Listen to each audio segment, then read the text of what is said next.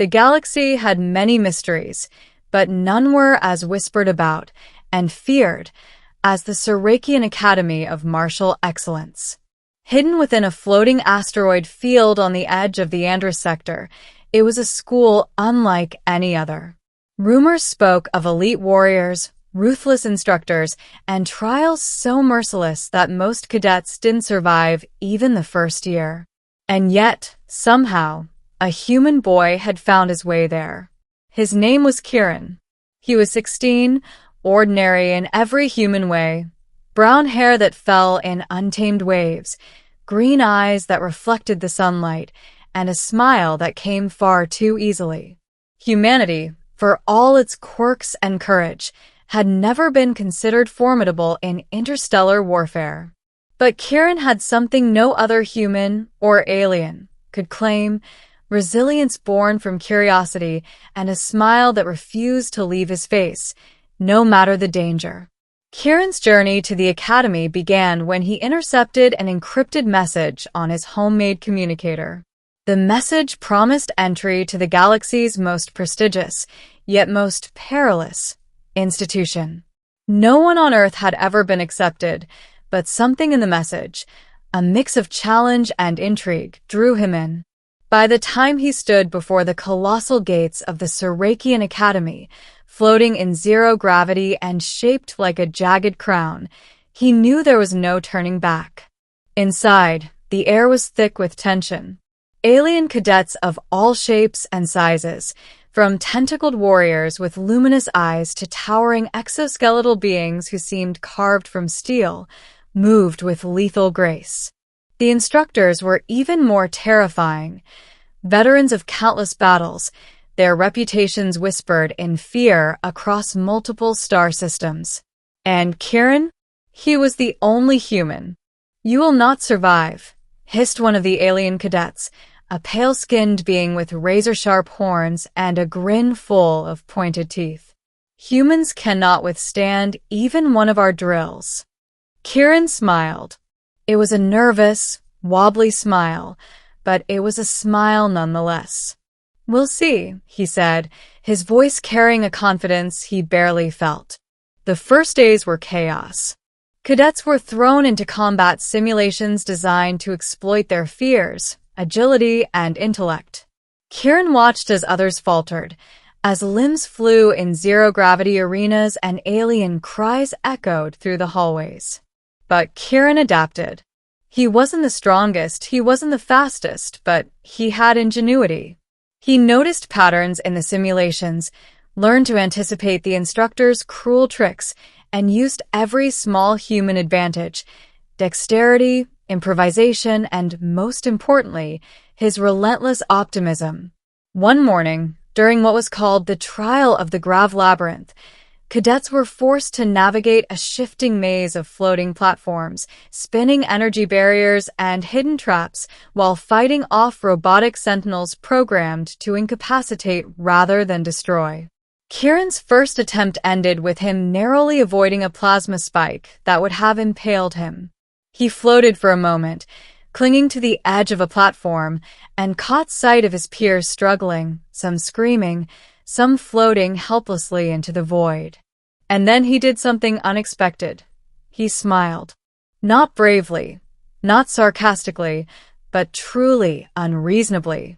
The universe seemed to pause around him for a second. His smile didn't change the labyrinth, didn't deactivate the sentinels, but it reminded him why he was here. He wasn't just surviving. He was learning, growing, and daring to exist where no human had before. By the second week, Kieran's reputation began to spread. The alien cadets whispered about the human who smiled, even while fighting the deadliest training droids. The instructors, curious, began to observe him more closely. He wasn't just lucky, he was strategically human. He used his small size to slip through tight spaces, his quick thinking to exploit weaknesses, and most importantly, he never gave up. Even when other cadets collapsed from exhaustion, Kieran would laugh at his mistakes and try again. It was during the combat integration exercise that Kieran faced his first real test. The academy combined cadets into teams, forcing them to fight against unpredictable, holographic enemies. Kieran was paired with a Slivian named Thera, whose bioluminescent scales glowed when she was angry, a lot. Thera sneered at the human boy. "You'll slow us down," she said, her voice dripping with disdain. Kieran smiled. "Maybe, maybe not. We'll see." The battle began, and chaos erupted. Energy blasts cut through the air, alien claws slashed with terrifying precision, and the floor of the arena shifted like a storm-tossed ocean. Thera initially ignored him, trying to cover the team with her brute force, but Kieran's quick thinking proved invaluable. He spotted the enemy's weak points, redirected attacks using makeshift shields, and even distracted the holograms at critical moments.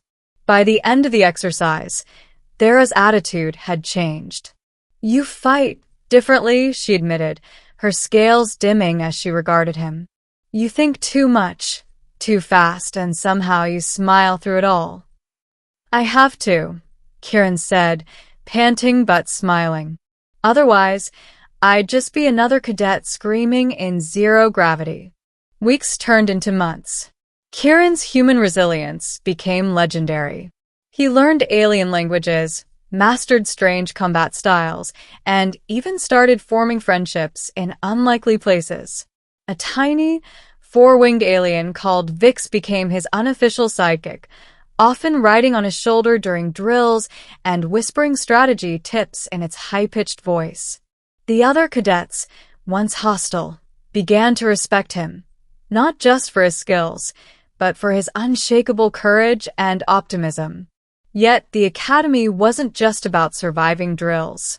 Every cadet had to face the Gauntlet of Shadows, a rite of passage rumored to break even the strongest warriors. It was a night-long trial in the labyrinthine depths of the asteroid, where cadets faced illusions, traps, and psychological tests designed to exploit their deepest fears. Kieran entered the Gauntlet with nothing but his wits, a makeshift staff, and a human sense of stubbornness. Shadows twisted into monsters, voices mimicked his friends calling for help, and floor panels shifted under him in deadly patterns. Every step was a gamble, every breath a test.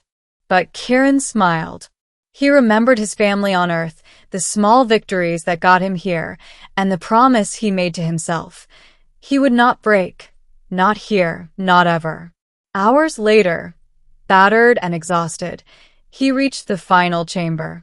A colossal holographic figure loomed over him, its many eyes glowing with a predatory intelligence.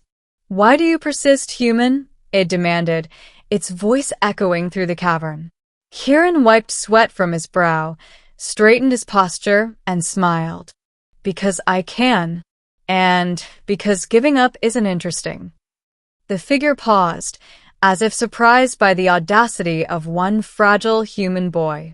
Then, with a soft hum, it dissipated, and the lights of the chamber shifted to reveal the exit. Kieran had survived the Gauntlet, earning a rare nod of approval from the Academy's highest council. By the end of the year, Kieran was no longer just a human boy in a room full of alien warriors. He was a symbol, a testament to what humanity could achieve when courage, ingenuity, and a smile combined. He had survived impossible trials, formed alliances with the galaxy's fiercest beings, and proven that sometimes optimism was more dangerous than a sword.